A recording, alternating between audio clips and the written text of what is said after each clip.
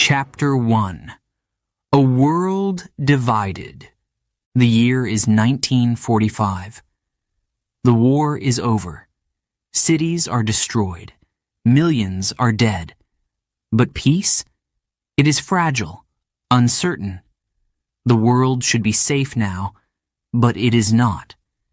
In the East, the Soviet Union grows stronger. It controls Poland, Czechoslovakia, Hungary. More countries fall under its power. The Red Army stays. It does not leave. Some call it liberation. Others call it occupation. In the West, fear spreads. The Soviet leader, Joseph Stalin, is powerful and unpredictable. His army is the biggest in the world. His influence stretches across Europe. What does he want? How far will he go? No one knows. Leaders in the United States, Britain, and France meet. They talk. They worry. They argue.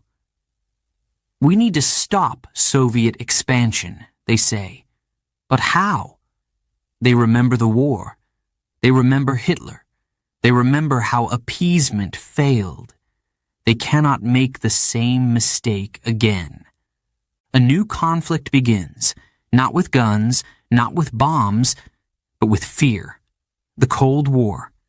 Two sides, two ideologies. Democracy in the West, communism in the East. There is no middle ground. The world is divided. Then, in 1948, Berlin. The city is in crisis. The Soviets cut off all roads. No food, no supplies. 2 million people trapped. What can the West do? A difficult choice. Fight? Surrender? Number A, new plan. Something never done before. Planes, hundreds of them, flying every hour, dropping food, medicine, coal. The Berlin airlift. A victory without war. The blockade fails. But the message is clear. Stalin will not stop. Western countries must act. They need protection. They need strength. They need unity. And so, in 1949, an idea becomes reality. The North Atlantic Treaty Organization, NATO, is born. 12 countries join. The United States, Canada, Britain, France, and more. They make a promise. An attack on one is an attack on all. If war comes, they will stand together. They will defend each other. But the Soviets, they see NATO as a threat. They build their own alliance, the Warsaw Pact. The division is complete. Two sides, two armies, watching, waiting, preparing. Tensions grow. The arms race begins. The Soviet Union builds nuclear weapons. The United States responds. More bombs, more missiles. The world is in danger. A mistake, a misunderstanding, could mean the end of everything. And yet, NATO stays strong. It does not attack. It does not start a war. It stands as a shield, a wall against Soviet power. Some believe NATO will keep the peace. Others fear it will only delay the inevitable. For now, the world is quiet. But the Cold War has only just begun. Chapter 2. The Cold War begins. The war is over, but peace does not come. A new battle begins, not with guns, not with bombs, but with power, control, and fear. The world is split in two, East and West. One side follows democracy. The other follows communism. The fight for influence begins. In Eastern Europe, Soviet tanks roll through the streets. Soldiers march, governments fall. One by one, countries come under Soviet control. Poland, Czechoslovakia, Romania, Hungary. Stalin's grip tightens. There is no escape. Leaders disappear. Newspapers print only what the government allows. People whisper in fear. The Soviet Union is growing, unstoppable. The West watches. Leaders in Washington, London, and Paris are alarmed. We cannot let this continue, they say. But what can they do? No one wants another war. The memory of World War II is too fresh, too painful. The world is still rebuilding. Cities are still in ruins. Families are still mourning their dead. Another war would be unthinkable. And yet, war seems close. Too close. In Germany, the tension reaches its peak. Berlin, once the heart of the Nazi Empire, is now a divided city. The West controls one half. The Soviets control the other. A city split between two worlds. People cross from east to west, hoping for freedom, for a better life. Stalin is angry. He wants control. He wants the whole city. He decides to act. June 24th, 1948. The blockade begins. Soviet troops surround West Berlin. No food, no fuel, no medicine. Roads are blocked. Trains stop. The city is trapped. 2 million people, cut off from the world. How long can they survive? Days, weeks. The Soviets wait. They believe the West will surrender. They believe Berlin will fall into their hands. But the West does not give up. The United States and its allies make a decision. If they cannot send supplies by road, they will send them by air. Planes fill the sky. Every hour they land in Berlin, bringing food, coal, and medicine. Pilots risk their lives, flying low, avoiding Soviet fire. The people of Berlin watch from their windows. They see hope in the sky. The Berlin airlift has begun. For almost a year, the planes do not stop. They bring everything the city needs: milk, bread, fuel, even candy for the children. The Soviets try to stop it. They threaten war. But NATO stands firm. The world watches. The world waits. Then, May 12, 1949. The blockade ends. The Soviets back down. They have failed. West Berlin survives. It is a victory for NATO, a victory for the West. But the danger is not over. Stalin is furious. He sees NATO as a threat. The West sees the Soviet Union as an enemy. Both sides prepare. They build armies. They build weapons. And then they build bombs. Nuclear bombs. The most powerful weapons the world has ever seen. The United States has them first. But in 1949, the Soviets test their own. The world changes forever. Now, war is not just about soldiers and tanks. Now, war could destroy everything. One bomb, one mistake, the end of cities, the end of nations, the end of life. Tensions rise. Both sides want power. Neither side wants to be weak. But no one dares to attack. The fear is too great. The cost is too high. And so, a strange kind of war begins. A war without battles. A war without front lines. A war of spies, secrets, and silent threats. The Cold War.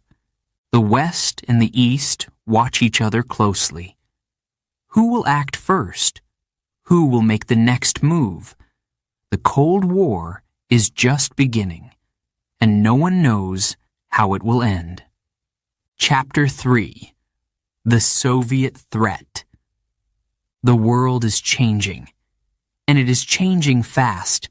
The United States was once the only country with nuclear weapons, but now The Soviet Union has them too. The balance of power shifts. The West is no longer safe. One bomb, one decision could destroy everything. Fear spreads across Europe. Governments prepare for the worst. Underground shelters are built. Schools teach children how to hide under desks. Sirens are tested. The message is clear. War could come at any moment. But this war will be different. It will not be fought with tanks and soldiers. It will be fought with weapons so powerful that no one can win. The arms race begins. Both sides rush to build more bombs, bigger bombs, deadlier bombs. The United States builds the hydrogen bomb. The Soviets follow. Submarines carry missiles beneath the ocean. Planes fly higher, faster, ready to strike at any time. The numbers grow. Hundreds of bombs, then thousands. Enough to destroy the world many times over. But something strange happens. The more weapons they build, the less likely they are to use them. Both sides understand. If one attacks, the other will strike back. No one will survive. This idea has a name: mutually assured destruction. A frightening balance. A world held together by fear. NATO must act. But how do you stop a war without starting one? The answer is deterrence. Show strength. Show power. Make the enemy afraid to attack. NATO places missiles in Europe, close to Soviet borders. Troops move. Bases are built. The message is clear. We are ready. The Soviets do the same. They build their own alliance, the Warsaw Pact. Eastern Europe becomes a fortress. Walls are built. Borders close. People try to escape, but many never make it. The Iron Curtain falls across Europe. Two worlds. Two enemies. No way out. The crisis grows. Tensions rise. In 1956, Hungary rebels. People march in the streets. They demand freedom. They demand change. The Soviet tanks roll in. Gunfire, smoke, screams. The world watches. But NATO does nothing. The risk is too high. One wrong move could start World War III. In 1961, another crisis. Berlin. People flee from east to west, searching for freedom. The Soviets want to stop them. The answer? A wall. A wall of concrete, of guards, of guns. Families are torn apart. The West protests, but the wall stays. Berlin is locked in place. The world is watching, waiting. Then, in 1962, the Cold War reaches its most dangerous moment. The Cuban Missile Crisis. The Soviet Union sends nuclear missiles to Cuba, just 90 miles from the U.S. coast. The world holds its breath. American warships surround the island. A standoff. A single mistake could mean war. For 13 days, the world is on the edge. The U.S. demands the missiles be removed. The Soviets refuse. The world waits. Then, at the last moment, an agreement. The missiles leave. The crisis is over. But the fear remains. If war comes, no one will survive. Leaders on both sides begin to talk. They sign treaties. They limit weapons. They install a hotline, a direct phone line between Washington and Moscow. A small step, but an important one. The Cold War is far from over, but the world has seen the danger. The race for weapons slows, but the fear never disappears. For now, NATO stands firm. The Soviet Union remains strong. The balance of power holds. But how long can it last? The Cold War is not finished, and the future is uncertain. Chapter 4: Crisis and Conflict. The sun rises over Cuba. Palm trees sway in the warm breeze. The sea is calm. The streets are quiet. But beneath the surface, danger is growing. A secret is discovered. Planes fly high above the island. They take photographs. Long, dark shapes appear in the images. Not buildings, not ships. Something worse. Missiles, Soviet missiles, pointed at the United States, ready to launch. The White House receives the news.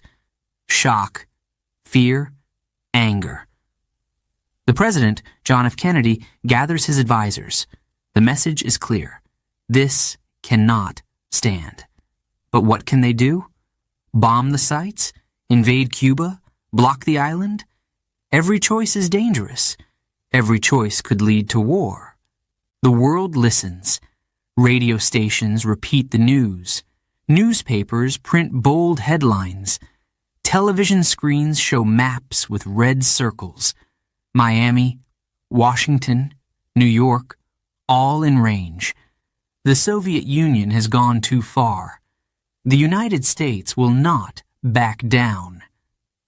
Kennedy speaks to the nation. His voice is calm, but the words are sharp. The United States will not accept Soviet missiles in Cuba.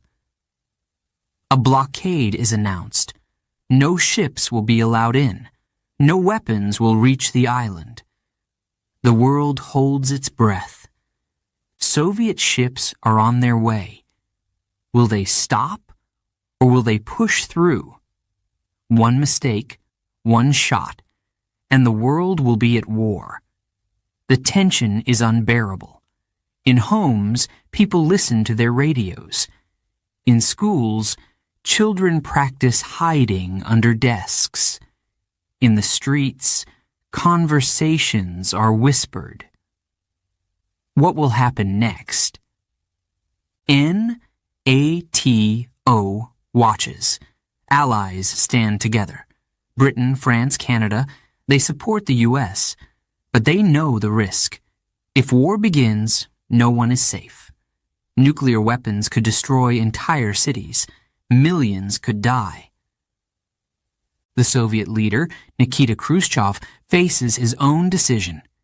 His generals want to fight. His advisors say, do not show weakness. But he knows the truth. A war with NATO, a war with the U.S., could be the end of everything. The ships move closer. The U.S. Navy waits fingers on triggers. Missiles ready. One order, one signal, and the battle begins. Then, suddenly, the ships stop. The world exhales. The first step back from the edge. Talks begin. Messages travel between Washington and Moscow. The tension does not disappear, but there is hope. An agreement is reached. The Soviet Union will remove the missiles. In return, the U.S. will not invade Cuba. A secret deal is made. American missiles in Turkey will be removed later. The crisis is over. The world breathes again. But nothing is the same. The Cold War has reached its most dangerous moment. Leaders have seen how close they came to disaster. A phone line is set up, a direct link between Washington and Moscow. A way to speak, to prevent mistakes, to avoid catastrophe. The Cold War continues, but now the danger is clear. The world has changed. The stakes are higher. The next crisis could be worse. NATO must remain strong. The future is uncertain, and the battle for power is far from over. Chapter 5. The Warsaw Pact, an enemy alliance. The world is divided. 2 alliances, 2 enemies. NATO in the west, the Warsaw Pact in the east. Both sides prepare for war, a war that no one wants to fight. Soldiers train, tanks roll through cities, missiles stand ready. A single spark could set everything on fire. In 1955, the Soviet Union makes its move. NATO is strong, so the Soviets must be stronger. 8 nations join together: Poland, East Germany, Czechoslovakia, Hungary, Romania, Bulgaria, Albania, and the Soviet Union. They sign an agreement, a promise, a warning. An attack on one is an attack on all. It is more than just words. The Soviet Union controls everything. Its army is the biggest. Its leaders give the orders. The other nations must follow. They have no choice. The Warsaw Pact is not just a military alliance. It is a tool, a weapon, a way to keep the Soviet Empire together. Tensions rise. The West watches. NATO is ready. But the real danger does not come from the outside. It comes from within. People in the East are unhappy. They do not want Soviet control. They dream of freedom. They whisper about democracy. They look to the West and wonder, could life be different? Then, in 1956, it begins. Hungary. Protests in the streets. People demand change. They want elections. They want freedom of speech. They want Soviet troops to leave. The government listens. A new leader comes to power. He promises reform. The people cheer. They celebrate. They believe change is coming. The Soviet Union does not agree. Moscow sends tanks. Soldiers march into Budapest. The fighting begins. Gunfire, explosions, cries for help. The people resist. They throw stones. They make barricades. They fight for their future. But they are no match for the Soviet army. The world watches. NATO watches. But no one comes to help. The risk is too great. If NATO acts, the war could spread. It could become something worse. The Hungarian fighters stand alone. The battle does not last long. The Soviets crush the rebellion. Thousands die. Thousands more flee. The revolution is over. The message is clear. No one can leave the Warsaw Pact. 12 years pass. Another country, another uprising. Czechoslovakia, 1968. A new leader rises, Alexander Dubček. He speaks of change, a new kind of socialism, freedom of the press, freedom to travel, a better life. The people are hopeful. They believe this time will be different. The Soviet Union is afraid. If one country breaks free, others may follow. The Warsaw Pact must stay strong. Moscow waits. Then, one summer night, the decision is made. Tanks roll in. More than 200,000 troops cross the borders. Soldiers from Poland, East Germany, Hungary, Bulgaria. The invasion has begun. The people protest. They hold flags. They sing songs. They block roads with their bodies. But they do not fight. They do not have weapons. They have only words. "Go home," they shout. "We are not enemies." But the soldiers have their orders. The government falls. The dream of freedom is crushed again. The West sees everything. NATO leaders meet. They talk, they argue, but they do not act. The truth is painful. This is the Soviet Union's world. NATO cannot interfere. The Cold War has rules, unspoken but understood. The East belongs to the Soviets. The West belongs to NATO. Neither side can cross the line. For the people of Eastern Europe, hope fades. They know now, no one will come to save them. The Iron Curtain is strong. The Warsaw Pact will not break, not yet. But the dream of freedom does not disappear. It waits. It grows. And one day, it will rise again. Chapter 6. The Berlin Wall Falls. What now? The night is cold. The air is still. People gather in the streets, their faces filled with hope, fear, disbelief. For years they have waited. For years they have dreamed of this moment. But is it real? Can it really be happening? A wall has stood between them for decades. A wall of concrete, of steel, of armed guards. A wall that separated families, friends, lives. No one crossed without permission. No one left without risk. Those who tried were stopped. Some escaped. Many did not. For years, the world accepted it. The East belonged to the Soviets. The West remained free. But now, something is different. Something is changing. The people of East Germany are no longer afraid. They march. They shout. They demand freedom. The government wavers. The pressure is too much. And then the words are spoken. A press conference, a mistake. A government official speaks too soon, too carelessly. The border is open, he says. The people hear it. They believe it. They rush to the wall. They demand to cross. The guards do not know what to do.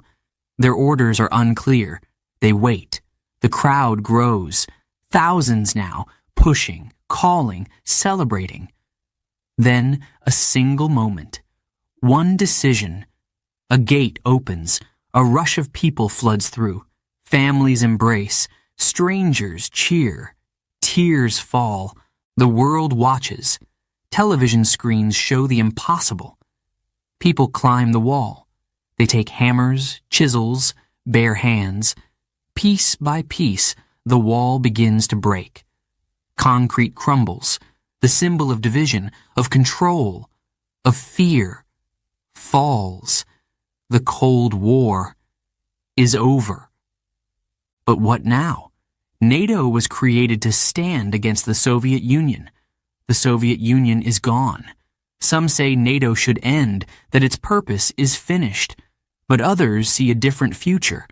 The world is still uncertain. Power is shifting. New dangers may come. Eastern European nations, once trapped behind the Iron Curtain, look to NATO. They want protection. They want security. They want a place among the free. One by one they join. Poland, Hungary, the Czech Republic. More follow. The alliance does not shrink. It grows. Russia watches. Russia is not pleased. NATO moves closer, step by step, border by border. Promises were made, some say. NATO would not expand. But it does. Trust fades. Suspicion rises. The world is changing again. New threats emerge. Terrorism, cyber warfare, regional conflicts. NATO adapts. New missions, new battles, but old tensions never disappear. The Cold War may be over, but history is never truly finished. For now, NATO remains. It stands as a shield, a symbol of unity. But the question remains, for how long and at what cost? Chapter 7. NATO expands. Russia reacts. The Soviet Union is no more. Its empire has collapsed. The Cold War is over. Countries that once lived under Soviet control now have a choice. They can decide their future. They can choose a new path. And many look to the West. The world watches as history unfolds. Poland, Hungary, the Czech Republic, nations that once belonged to the Warsaw Pact, knock on NATO's door. They want security. They want protection. They want to be part of something stronger. They remember the past. They remember Soviet tanks rolling through their streets. They do not want it to happen again. In 1999, their wish is granted. NATO accepts them. The alliance grows. New members, new borders, new commitments. The old division between East and West begins to disappear. But not everyone is pleased. In Moscow, frustration grows. Russia watches, Russia warns. It remembers a different time, when its influence stretched across Eastern Europe. It remembers being a superpower, a force the world feared. Now, its power is weaker. Its voice is quieter. But it is not silent. More countries follow. Estonia, Latvia, Lithuania, once part of the Soviet Union itself, join NATO. Bulgaria, Romania, Slovakia, Slovenia. One by one, the alliance expands. A promise was made, some say. NATO would not move east. But now, it stands on Russia's doorstep. Tensions rise. Russia feels surrounded. It sees NATO troops in places that were once under its control. It sees missiles, bases, military exercises. NATO says, we are a defensive alliance. It says, we do not seek war. But Russia does not believe. In 2008, a new crisis begins. Georgia, a former Soviet republic, wants to join NATO. Russia sees this as a threat. It warns, it threatens, and then it acts. Russian tanks cross into Georgia. A short war. A clear message. Moscow will not allow NATO to come any closer. The world takes notice. NATO takes notice. But Georgia is not a member. There is no obligation to defend. The alliance watches, it condemns, but it does not intervene. Russia has drawn a line. Years pass, the tension does not fade. NATO continues to expand. In 2014, another shock. Ukraine, a revolution, a government falls. The people demand change. Russia sees danger. A new government in Ukraine leans toward the West. It speaks of NATO. It speaks of Europe. Russia does not wait. Its soldiers move. Crimea is taken. The world reacts with anger, sanctions, diplomatic warnings. But Russia does not turn back. It secures its position. NATO responds with troops, military exercises, promises of support. But there is no war. Not yet. The question remains, how far will NATO go? How far will Russia go? The Cold War is over, but the conflict is not. The past is not forgotten. The future is uncertain, and the balance of power is still shifting. Chapter 8. September 11th and a new kind of war. The morning is quiet. The sky is clear. People go to work, drink their coffee, make plans for the day. Life moves as it always does. But in an instant, everything changes. A plane appears in the sky, too low, too fast. Then impact, fire, smoke, confusion. A second plane follows. The world realizes this is not an accident. This is an attack. The twin towers burn. People run. Chaos spreads. Then another plane strikes the Pentagon. A fourth crashes into a field. Thousands are dead. The world is in shock. The United States is wounded. Fear grips the nation. Who did this? Why? Questions race through every mind. The answer comes soon. A terrorist group, Al-Qaeda, hiding in Afghanistan, led by a man the world now knows, Osama bin Laden. The U.S. prepares to respond, but it is not alone. NATO watches, and then something historic happens. Article 5 of the NATO treaty is invoked. The rule is clear. An attack on one is an attack on all. The alliance stands together. The mission is clear. Find the enemy. Stop them. The war in Afghanistan begins. Bombs fall. Troops land. The Taliban, the group that protects Al-Qaeda, is strong. But NATO is stronger. Cities fall. The enemy retreats. It seems like victory is near. But this war is different. It is not against a country. It is not against an army. It is against an idea, a network, a hidden enemy that does not fight in the open. Months pass, then years. The battles continue. NATO soldiers patrol villages, search for militants, try to rebuild. But the enemy hides in the mountains, in the deserts, among the people. The war does not end. Doubt grows. Is NATO ready for this kind of war? This is not the Cold War.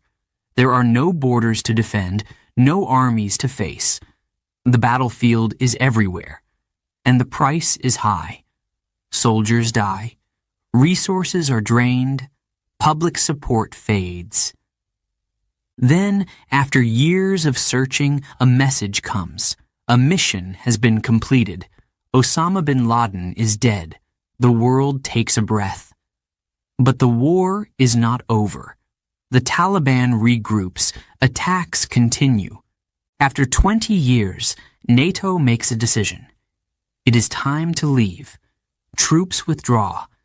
The Afghan government must stand alone, but it does not last. In days, the Taliban returns. The war ends where it began. The world watches. Some call it failure. Some say it was never NATO's fight. But one thing is certain. The world has changed.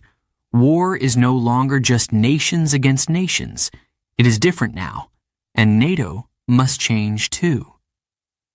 Chapter 9. Ukraine. The tipping point. The streets of Kyiv are alive with voices. People gather in the cold, wrapped in coats, holding flags, standing together. They chant, they sing, they demand change. Their government has chosen a different path, one that leads back to Russia. But the people want something else. They want Europe. They want democracy. They want freedom. At first, the protests are peaceful, but the government is afraid. It sends police, then soldiers. Rubber bullets turn to real bullets. Smoke fills the air.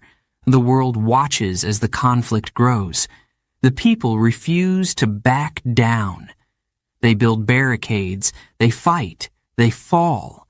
Then, suddenly, the government collapses. The president flees. The people celebrate. A new Ukraine is born.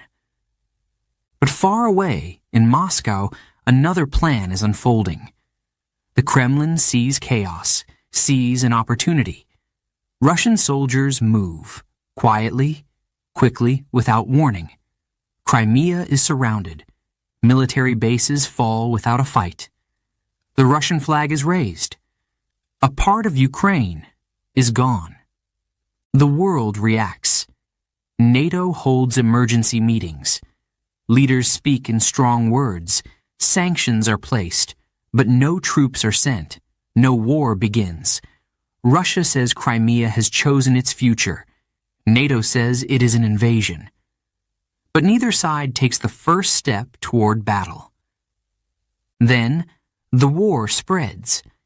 Eastern Ukraine erupts in fighting. Armed groups take control of cities. Ukraine fights back. But it is not a fair fight. Weapons come from across the border. Soldiers without uniforms appear in the night. The front lines shift. Villages burn. Families flee. Years pass. The war does not end. Ceasefires come and go. But the fighting never stops completely. Then one day, the world wakes up to something bigger, something worse. Tanks roll across the border. Missiles rain down on Ukrainian cities. Explosions light up the sky. This is no longer a hidden war. It is an invasion. A full-scale attack. Ukraine fights back. The world watches in shock. NATO responds, but carefully. No troops, no direct battle. Instead, weapons flow. Ammunition, drones, missiles, money. Ukraine is not alone, but it is still outnumbered. Russia warns. Stay out, it says. This is our war. NATO stands firm. We defend democracy. The tension rises. Leaders meet, troops move, borders are reinforced. Europe prepares. The war drags on. Cities are reduced to rubble. Millions flee their homes. The cost is high. The end is unknown. The question is whispered across the world. Could this become something more? Could this be the start of something even worse? The Cold War ended long ago, but something new is forming. A different kind of conflict, a different kind of danger. The future is uncertain, but one thing is clear. NATO and Russia are closer to the edge than ever before. Chapter 10. The NATO-Russia conflict today. The war rages on. Cities burn. Families flee. Ukraine fights for survival, outnumbered but not broken. The world watches. Some send weapons. Some send money. But NATO does not send troops. It is not their war. Yet, it feels closer every day. Leaders meet behind closed doors. Decisions are made. How much help is enough? How much is too much? They must walk a thin line. Support Ukraine, but do not start a world war. Russia watches every move. It warns, it threatens.